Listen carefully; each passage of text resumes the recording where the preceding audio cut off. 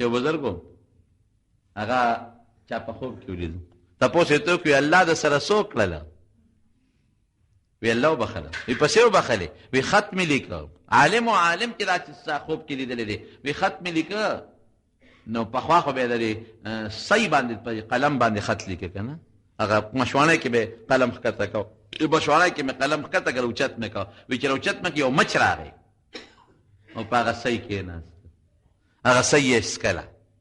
وی ما که قلم له قوم تختې ده وی مې پرېږه دی یو مچ ته ځان دې موړ کی دا صحیح دی اوس کی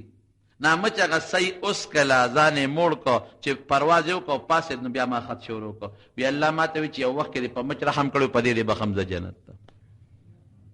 او دا د نیت خبره ده دا مطلب نه چې مچان مو وجنه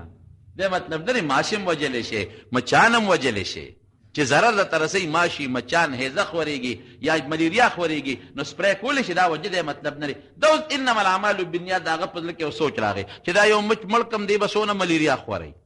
دی بسمره هیزه خوري زرا شو دا غړ کې سوچ راغی چې مچ د خدای مخلوق خو دی کنه پر چا سي